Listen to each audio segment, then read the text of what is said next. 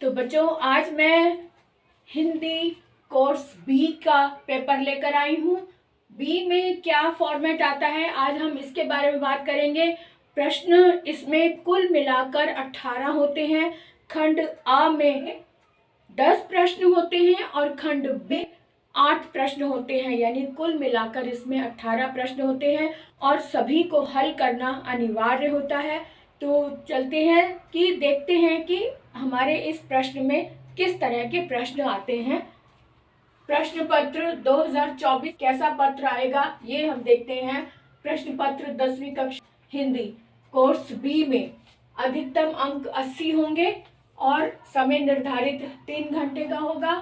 खंड अ में वस्तुपरक प्रश्न होंगे जिसमें 10 प्रश्न होंगे। 10 प्रश्नों में से पहला प्रश्न अपठित गद्यांश का होगा जिसमें 5 बहुविकल्पीय प्रश्न होंगे और 1-1 मार्क्स का हर एक प्रश्न होगा और कुल 5 का पहला प्रश्न होगा। दूसरे प्रश्न में अपठित गद्यांश 5, यानी कि कोर्स बी में 2 अपठित गद्यांश आते हैं, ये ध्यान रखें, और दोनों ही 5-5 अंक के होंगे। दोनों में 5 बहुविकल्पीय प्रश्न करने होंगे और ये 5-5 नंबर के होंगे, यानी 1 नंबर का 1 प्रश्न होगा। अब आगे तीसरे में देखते हैं, यहाँ से व्याकरण शुरू हो जाएगी।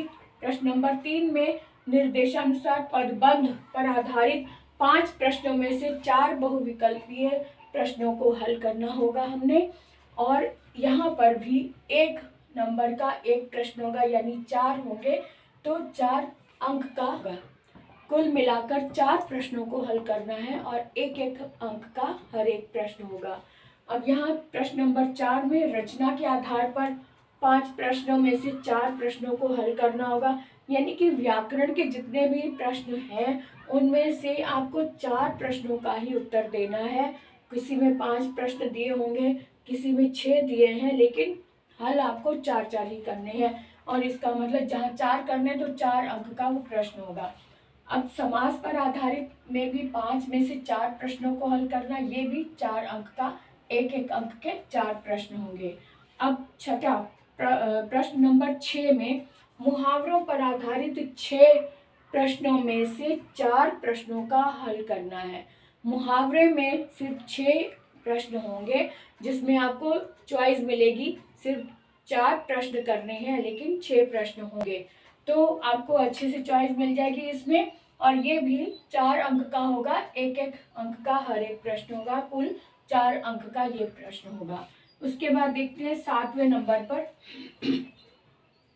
पद्यांश को पढ़कर बहुविकल्पीय प्रश्नों का उत्तर विकल्पों में से चुनिए। अब यहाँ पर पठित पद्यांश आ गया। पठित पद्यांश में भी प्रश्नों का उत्तर विकल्पों में से ही चुनना है, और ये भी यहाँ पर भी 5 प्रश्न होंगे और 5 का उत्तर देना है और 1-1 अंक का हर एक प्रश्न होगा, यानी कुल मिलाकर 5 अंक का प्रश्न होगा। उसके बाद प्रश्न नंबर 8 में निम्नलिखित प्रश्नों के उत्तर देने के लिए सही विकल्प चुने। यहाँ पर भी पद्यांश के ही प्रश्न होंगे, लेकिन 2 प्रश्न होंगे, छोटे छोटे विकल्पों में से ही देना है। विकल्पीय प्रश्न में से 2 प्रश्नों को हल करना है और वो 1-1 अंक का प्रश्न होगा।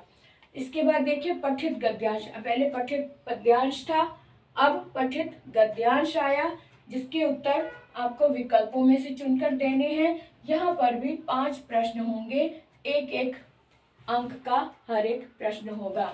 अब प्रश्न नंबर 10 में निम्नलिखित प्रश्नों के उत्तर विकल्पों में से चुनिए। जिस तरह से यहाँ पे पद्यांश पठित पद्यांश था 5 नंबर का, फिर उसके बाद छोटे छोटे 2 प्रश्न होंगे और जो कि 1-1 अंक का, बिल्कुल इसी तरह से निम्नलिखित प्रश्नों में से गद्यांश पर भी आधारित इसी तरह से एक तो 5 अंक वाला होगा और एक 2 प्रश्नों का होगा, जिसमें 1-1 प्रश्न आपको देखने हैं और 2 अंक का ये कुल प्रश्न होगा। अब आते हैं ये तो हो गया खंड आ के प्रश्नों का फॉर्मेट। अब हम बात करेंगे खंड बा में क्या प्रश्न आएंगे। खंड बा में 8 प्रश्नों का उत्तर हमें देना है, तो देखते हैं। अब हम खंड बा में देख लेते हैं। यहाँ पर वर्णनात्मक प्रश्न होंगे। वर्णनात्मक सभी प्रश्न हैं, इनमें अधिक लिखना होगा। लिखने का अब यहाँ पर विकल्पीय प्रश्न नहीं होंगे। तो देखते हैं कि 11वें नंबर पर हमारा प्रश्न होगा, निम्नलिखित प्रश्नों में से किन्हीं दो प्रश्नों के उत्तर लगभग 60 शब्दों में दीजिए। और ये प्रश्न 3-3 मार्क्स के होंगे, 2 करने होंगे। इसमें आपको 3 प्रश्न दिए होंगे जिसमें से आपको 2 प्रश्नों का उत्तर देना है और जो 3-3 अंक के होंगे, यानी कुल मिलाकर 6 नंबर का 11वां प्रश्न होगा। इसी तरह से 12वें प्रश्न में भी निम्नलिखित प्रश्नों में से किन्हीं 2 प्रश्नों के उत्तर लगभग 60 शब्दों में दीजिए। यहाँ पर भी 2 प्रश्न करने हैं 3-3 अंक के, कुल मिलाकर 6 अंक का यह प्रश्न होगा।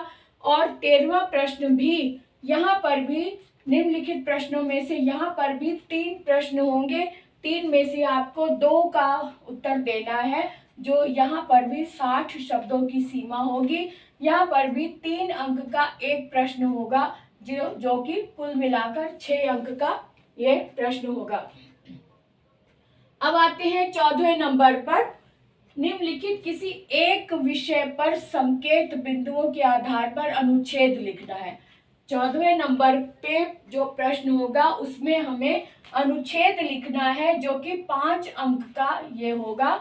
एक अनुच्छेद लिखना है जो 5 नंबर का होगा। वहां पर एक विषय, आपको विषय दिए होंगे 3-4, उनमें से आपको एक विषय चुनना और संकेत बिंदुओं के आधार पर लिखना है।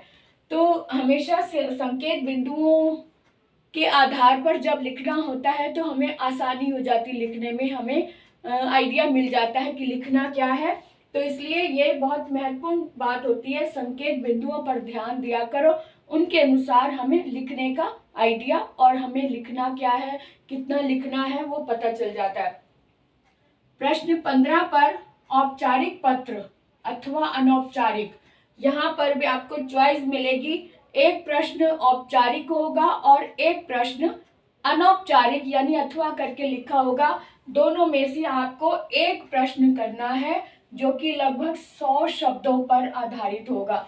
100 शब्द उसकी सीमा होगी और ये प्रश्न भी 5 अंक का होगा। एक आपको दोनों में से एक करना है जो 5 अंक का होगा। अब आगे देखते हैं 16वें नंबर पर 2 सूचनाएं होंगी। यहाँ पर भी 2 प्रश्न दिए होंगे अथवा करके, या तो ये करो या ये करो। तो दोनों में से कोई एक सूचना तैयार करनी लगभग 80 शब्दों में। एक सूचना तैयार करनी लगभग 80 शब्दों में, जो कि 4 अंक की होगी। अब 17वें प्रश्न में 2 विषयों में से किसी एक विषय पर विज्ञापन तैयार करना है। यहाँ पर भी आपको चॉइस मिलेगी। 2 विज्ञापन के प्रश्न होंगे जिसमें से एक आपको एक विषय पर विज्ञापन तैयार करना है और यहाँ पर लगभग 60 शब्दों की शब्द सीमा होगी, जो कि 3 अंक का प्रश्न होगा। और 18वें नंबर पर एक लघु कथा या फिर एक ईमेल लिखना है। आपको यहाँ पर चॉइस मिलेगी, एक तो लघु कथा या फिर एक ईमेल लिखना है जो कि 100 शब्दों का होगा। 100 शब्दों में तैयार करना होगा और ये प्रश्न 5 अंक का होगा। इसे आप बहुत अच्छे से तैयार कर सकती है। तो ये इस तरह से हमारा ये फॉर्मेट है प्रश्नों का। कोर्स बी के लिए थोड़े से प्रश्नों का बस चेंजेस है, बदलाव है। हिंदी कोर्स ए और हिंदी कोर्स बी दोनों के प्रश्न पत्र मैंने बता दिए हैं। इसका फॉर्मेट इस तरह से आएगा। अब इस साल 2024 में जो फॉर्मेट आएगा बिल्कुल वही फॉर्मेट आपको दिया है। इसकी आप तैयारी करें, इसकी शक्ल अपने दिमाग में बिठा लें, इसी के अनुसार अपनी तैयारी करें। अब नेक्स्ट प्रश्न पत्र मैं 100 वाला लेकर आऊंगी। नेक्स्ट जो वीडियो होगा उसमें मैं सॉल्यूशन सहित प्रश्न लेकर आ रही हूँ। तो ध्यान रखें, कोई भी नोटिफिकेशन मिस ना करें। अगर आपने अभी तक सब्सक्राइब नहीं किया तो जल्दी से सब्सक्राइब कर दो, लाइक कर दो और साथ में अपने दोस्तों तक भी उनको भी ये शेयर करके दे ताकि वो भी इसका लाभ उठाएं। और साथ में मुझे अपनी तरफ से भी कोई टॉपिक बताएं जो आपको अभी तक समझ नहीं आया है और आप समझना चाहते हैं, तो मुझे कमेंट बॉक्स में लिखकर जरूर बताएं। मैं आपको बहुत जल्द ही उसका उत्तर दूंगी। तो आज का वीडियो को यही विराम देते हैं। All the best.